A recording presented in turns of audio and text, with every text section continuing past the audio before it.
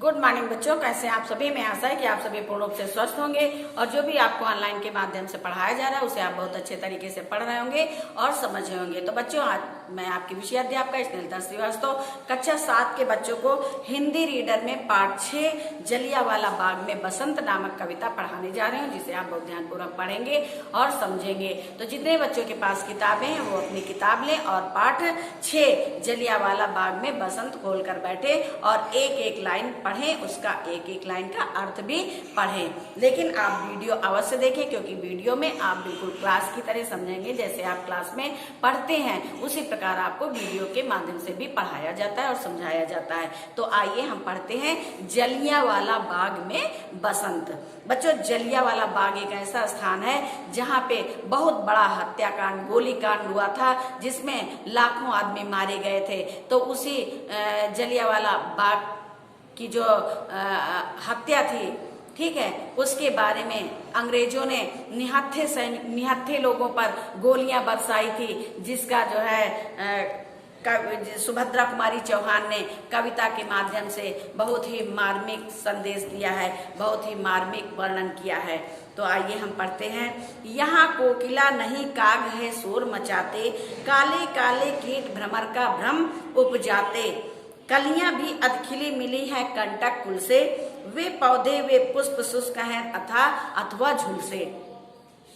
यहाँ कोकिला, जलियांवाले बाग का वर्णन करते हुए सुभद्रा कुमारी चौहान जी कहती हैं कि यहाँ कोकिला नहीं, यहाँ कोयल नहीं। ये जो जलियांवाला बाग है, यहाँ पे कोयल नहीं, यहाँ पे काक यानी कौवा शोर मचाते हैं। कोयल बच्चों अच्छे स्थानों पर या बसंत ऋतु में जो है अपने गाने से, अपने कू कू की आवाज से सबका मन मोह लेती है। लेकिन कौवे बच्चों उस स्थान पर अधिक होते हैं जहां पर लाशें होती हैं, जहां पर इस तरह के जो है लाशों का ढेर लगा होता है, वहां पे कौवे क्या कर रहे हैं, शोर मचा रहे हैं। काले काले कीट भ्रमर कर भ्रम उपजाते, काले काले कीट पतंगे जो हैं वो भ्रमर करते हुए एक भय उपजाते हैं, यानी भय जो है दिखा रहे हैं। कलियां भी अधखिली मिली हैं कंटक कुल से, कलियां जो कलियां थी, यहाँ पे कलियों का कलियां शब्द जो है बच्चों के लिए दिया गया है कि यहाँ पे जो कलियां अधखिली कली थी, यहाँ पे जो बच्चे थे खाने खेलने वाले, वो भी कंटक कुल से, वो भी कांटों की जैसे कलियां होती हैं और वो कांटों में मिल जाती हैं, कांटों के लगने से वो कलियां बिखर जाती हैं। उसी प्रकार यहाँ जो नवयुवक थे, नौजवान थे, बच्चे थे, उन्होंने अभी तक दुनिया नहीं देखी थी, वो भी इस हत्याकांड में शहीद हो गए। वे पौधे वे पुष्प शुष्क हैं अथवा झुलसे, वे पौधे वे फूल शुष्क हैं, सूख गए हैं। वे पौधे क्या हैं, वो सूख गए हैं और झुलस गए हैं। परिमलहीन पराग दाग सा बना पड़ा है, हाय ये प्यारा बाग खून से सना पड़ा है। परिमलहीन पराग, यहाँ पे मतलब पुष्पों की जो महक होती है उससे ये क्या है, दाग बना पड़ा हुआ है। यहाँ पे पुष्पों की महक नहीं आ रही है, ये एक जो है बाग दाग बन गया है। जहाँ पे फूलों की महक आनी चाहिए थी, वहां लाशों के ढेर लगे हुए हैं। हाँ ये प्यारा बाग खून से सना पड़ा, ये प्यारा बाग जो है वो खून से सना पड़ा हुआ है। आओ प्रिय ऋतुराज किंतु धीरे से आना। अब सुभद्रा कुमारी चौहान जी कहती हैं, इस कविता के माध्यम से समझाना चाहती हैं और कहती हैं कि ऋतुराज बसंत को कहते हैं कि बसंत की ऋतु आओ लेकिन धीरे से आना। यानी कि जब बसंत आती है तो चारों तरफ खुशहाली फैल जाती है, लेकिन यहाँ पे क्या है, खुशहाली नहीं है, नीरसता फैली हुई है, चारों तरफ लाशों के ढेर लगे हुए हैं। तो यहाँ पे कवित्री कह रही है कि ऋतुराज आना यानी बसंत आना, लेकिन धीरे से का मतलब कि कोई खुशी लेकर के मत आना। ये शोक स्थान है, यहाँ शोर मत मचाना। ये शोक स्थान है, यहाँ पे चारों तरफ लाशें ही लाशें बिछी हुई हैं। तो यहाँ पे आना तो, लेकिन यहाँ पे धीरे से आना, शोर मत मचाना। वायु चले पर मंद चाल से उसे चलाना। वायु चले, हवा चले, लेकिन उसे धीरे धीरे चलाना। दुख की आहें संग उड़ाकर मत ले जाना। यहाँ जो दुख की आहें हैं, चारों तरफ जो रोने चिल्लाने की आवाज है, उसे अपने साथ लेकर के मत जाना। आओ कोकिल गावे किंतु राग रोने का गावे। यहाँ पे जो कोयल गाती है वो मधुर गान नहीं गाती है। जैसे कोयल बच्चों गाती है तो सब लोग उसकी ओर खींचे चले जाते हैं क्योंकि उसकी बोली बड़ी प्यारी लगती है। लेकिन जलियांवाला बाग में जब कोयल बोल रही है तो वो मीठा राग नहीं बोल रही है, वो रोने का राग अलाप रही है, यानी कि वो रोने वाली बोली बोल रही है। भ्रमर करे गुंजार कष्ट की कथा सुनावे। और भंवरे जो गुनगुनाते हैं फूलों पर, वो वहाँ फूलों पर नहीं गुनगुना रहे हैं, वो वहाँ जलियांवाला बाग में गुनगुना तो रहे हैं, लेकिन वो कष्ट की कथा यानी दुख की कहानी सुना रहे हैं। लाना संग में पुष्प न हो वे अधिक सजीले, हो सुगंध भी मंद ओस से कुछ कुछ गीले। अपने साथ ऋतुराज यानी बसंत ऋतु में बच्चों आप लोग देखते होंगे कि चारों तरफ पेड़ों पर बौर लग जाते हैं, पेड़ों पर फूल आने लगते हैं। तो यहाँ पे कवित्री कह रही है कि लाना संग में पुष्प न हो वे अधिक सजीले। पुष्प फूल लाना, लेकिन वो अधिक सुंदर नहीं होने चाहिए। हो सुगंध भी मंद, उन फूलों की सुगंध भी बहुत धीमी होनी चाहिए, बहुत हल्की होनी चाहिए, और कुछ गीले भी होने चाहिए। किंतु न तुम उपहार भाव आकर दर्शाना। लेकिन जब तुम उन फूलों को लेके आना तो उपहार का भाव मत दर्शाना। जैसे बच्चों खुशी के समय में, खुशी के माहौल में लोग फूल लेकर के आते हैं तो देने वाले का मन भी प्रसन्न रहता है और लेने वाले का मन भी प्रसन्न रहता है। तो यहाँ पे कवित्री कह रही है कि फूल तो ले आना, लेकिन वो उपहार के रूप में मत ले आना। स्मृत में पूजा हेतु यहाँ थोड़े बिखराना। यहाँ स्मृत में, यहाँ उन शहीदों की यादगार में थोड़े से फूलों को बिखरा देना। कोमल बालक यहाँ गोली खाकर, कोमल बालक मरे यहाँ गोली खा खाकर। यहाँ पे कोमल छोटे छोटे बालक जो अभी जिनका अभी जो है जन्म ही हुआ था, जन्म का मतलब कि अभी वो धरती पर आए थे और अधिक उनका जीवन नहीं बीता था, वे बहुत कोमल थे, बहुत सुकुमार थे, उनको भी जो है गोलियों से उड़ा दिया गया और वे गोली खा कर मर गए। कलियां उनके लिए गिराना थोड़ी लाकर। अब उनके लिए थोड़ी से छोटी छोटी कलियां ला करके उनको जो है उनके ऊपर गिरा देना, क्योंकि वो छोटे छोटे बच्चे थे जो गोली खाकर मरे हैं। तो उनके लिए थोड़ी कलियां लाना और उनकी याद में उन कलियों को उनके ऊपर गिरा देना। आशाओं से भरे हृदय भी छिन्न हुए हैं। आशाओं, जिनके मन में आशा थी, विश्वास था कि हम अपने देश को आजाद कराएंगे और हमारा जीवन बहुत लंबा होगा, हम अपने जीवन में ये करेंगे वो करेंगे, बहुत सी आशाएं उनके मन में थी, लेकिन वो सारी आशाएं चकनाचूर हो गई, वो सारी आशाएं छिन्न भिन्न हो गई। अपने प्रिय परिवार देश से भिन्न हुए हैं और अपने परिवार और अपने देश से वो अलग हो गए हैं, यानी कि उनकी मृत्यु हो गई है। वो अपना देश भी छोड़कर चले गए और अपना परिवार भी छोड़ करके चले गए। कुछ कलियां अधकिली यहाँ इसलिए चढ़ाना, करके उनकी याद अश्रु की ओस बहाना। कुछ कलियां अधखिली लाना, जो कलियां आधी खिली हों। जैसे कि कुछ लोग थे जो आधे खिले का मतलब कि वो अपने जीवन में अभी कुछ ही समय देख पाए थे, वो अधखिली कलियों की तरह क्या हो गए, मुरझा गए। तो उनकी याद में यहाँ पे आंसू बहाना। तड़प तड़प कर वृद्ध मरे हैं गोली खाकर, शुष्क पुष्प कुछ गिरा वहां गिरा देना तुम जाकर। यहाँ पे जो बूढ़े लोग थे वो भी गोलियां खा खा करके मर गए, तो उनके लिए कुछ शुष्क फूल यानी सूखे हुए फूल ला करके वहां पे गिरा देना, उनकी याद में गिरा देना।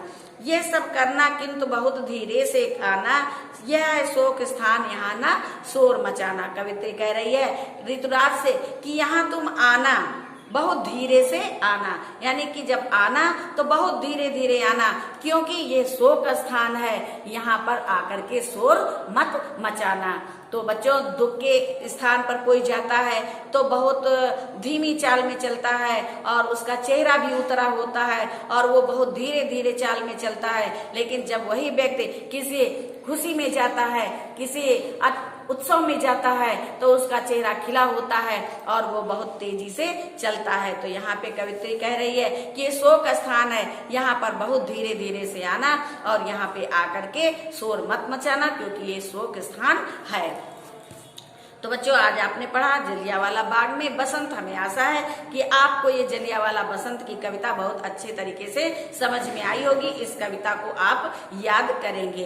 आइए अब हम आपको शब्दार्थ बताते हैं। बच्चों, शब्दार्थ है कोकिला माने कोयल, और कंटक माने कांटा, ऋतुराज माने बसंत ऋतु, भिन्न माने अलग, और काक माने कौवा, शुष्क माने सूखा, और शोक माने दुख और मातम, अश्रु माने आंसू, भ्रम माने अज्ञान, और प्रिय माने प्यारा, संग माने साथ, और पुष्प माने फूल। अब आइए हम आपको यहाँ पे कुछ मौखिक प्रश्नों के उत्तर बताते हैं जो आपको किताब में भी और कॉपी में भी नहीं लिखना है, सिर्फ इसका पाठ को पढ़ करके आपको उसकी याद करना है, उसे याद करना है। जलियांवाला बाग में शोर कौन मचाते हैं? कौवे। कौन मचाते हैं? काक यानी कौवे। परिमलहीन पराग से क्या आशय है? यानी बिना सुगंध के फूल, बिना सुगंध के फूल। कवित्री हवा को अपने साथ क्या उड़ा ले जाने से मना करती है? दुख की आहें। कवित्री अपने साथ हवा से कहती है कि दुख की आहों को मत उड़ा करके ले जाना। फिर है कवित्री भावनों से क्या अनुग्रह करती है? कवित्री भावरों से कष्ट की कथा सुनाने का अनुग्रह करती है। कवित्री शोक स्थान कहकर किसे संबोधित करती है? कवित्री शोक स्थान कहकर के जलियांवाला बाग को संबोधित करती है। फिर इसके बाद है प्रश्न उत्तर। अब बच्चों, प्रश्न उत्तर जो है आपको पीडीएफ के माध्यम से भेजे जाएंगे, जिन्हें आप कॉपी में लिखेंगे और याद करेंगे। अब इसके बाद है विषय वस्तु का ज्ञान। यहाँ पे है दिए गए पद्यांश को ध्यान पूर्वक पढ़ो और संबंधित प्रश्नों के उत्तर दो। यहाँ पे एक पैराग्राफ दिया गया है और उससे संबंधित कुछ प्रश्न दिए गए हैं। आपको प्रश्नों के उत्तर इसी पैराग्राफ से ढूंढ करके लिखने हैं। वायु चले पर मंद चाल से उसे चलाना, दुख की आहें संग उड़ाकर मत ले जाना, कोकिल गावे किंतु राग रोने का गावे, भ्रमर करे गुंजान कष्ट की कथा सुनावे। अब प्रश्न है, इस कविता की रचना किसने की है? तो बच्चों, इस कविता की रचना सुभद्रा कुमारी चौहान ने की है। फिर दूसरा प्रश्न है, कवित्री हवा को मंद चाल से चलने को क्यों कहती है? क्योंकि जलियांवाला बाग में कई निर्दोषों की हत्या हुई है और उनके दुख को ले जाने से मना करती है। कवित्री रोने की राग गाने के लिए किसे कहती है? कोयल को। इनके अर्थ लिखो। अब बच्चों, यहाँ पे जगह कम है तो आप उसके आगे नंबर डाल के लिख लेंगे। जैसे मंद नंबर 1 है तो नंबर 1 डाल के आगे उसके धीमे लिख लेंगे। फिर कोकिल कोयल, और राग माने आवाज, फिर कष्ट माने दुख, और संग माने साथ, और भ्रमर माने भंवरा। तो इसको आप उसी के आगे नंबर डाल डाल के लिख लेंगे। अब इसके बाद है सप्रसंग व्याख्या कीजिए, ये आपको आपकी कॉपी में मिलेगा। फिर तद्भव तत्सम। अब तद्भव तत्सम हम आपको बताते हैं।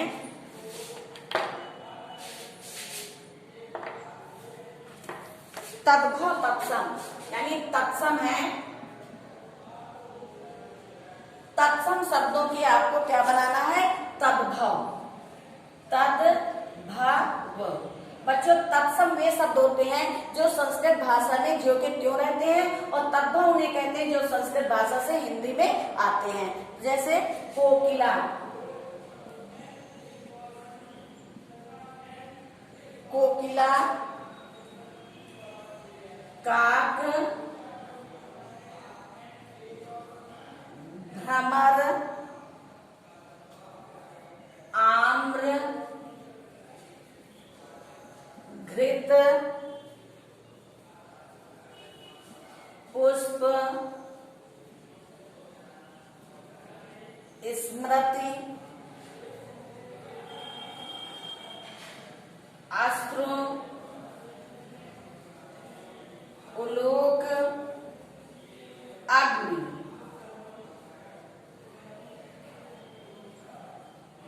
उलोक,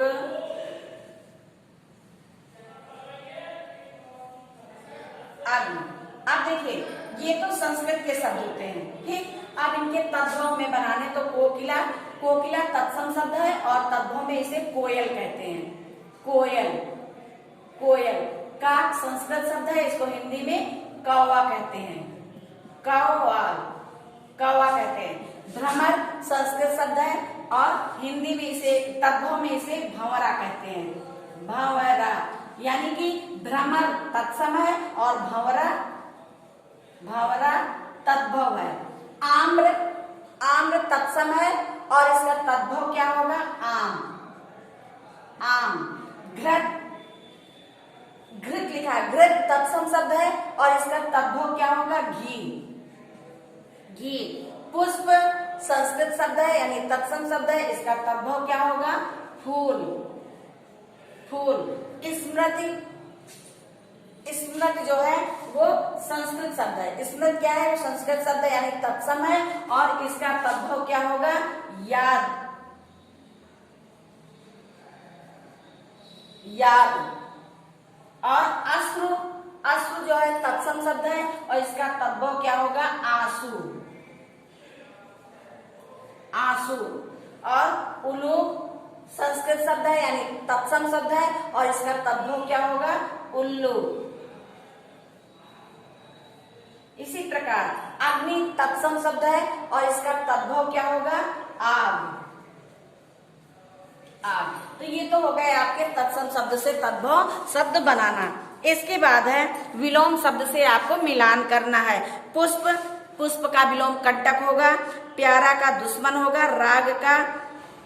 राग का द्वेष होगा। आशा का निराशा होगा और देश का विदेश। ये विलोम शब्द से मिलान करने हैं। फिर वर्ण विच्छेद आपको करने हैं। ये किताब में आपको पीडीएफ के माध्यम से भेजा जाएगा जिसे आप देख करके लिखेंगे। फिर कविता में से 6 भाववाचक संज्ञा ढूंढकर लिखिए। शोक भाववाचक है, भ्रम भाववाचक है, प्रिय भाववाचक है, कष्ट भाववाचक है, तड़प भाववाचक संज्ञा है और दुख भाववाचक संज्ञा है। इसके बाद है दिए गए निपातों से वाक्य बनाओ। निपात, निपात किसे कहते हैं? जो अव्यय शब्द वाक्य में किसी पद के बाद लगाकर उसके अर्थ में खास तरह का बल देते हैं उन्हें निपात कहते हैं। जैसे तुम तो जानते हो, उसने खबर तक नहीं ली। यहाँ पे तो और तक निपात शब्द हैं। तो लिखा है, तुम आए तो थे भी, तुमने वहां खाना भी खाया था। मात्र, इस समय आम की कीमत मात्र 50 रुपए है। ही, राम ने ही तो रावण को मारा था। तो ये तो बच्चों आज आपने पढ़ा विषय वस्तु ज्ञान यानी कि भाषा बोध में आपने पढ़ा और पाठ पढ़ा। पाठ में आपने कविता पढ़ी, कविता का अर्थ पढ़ा।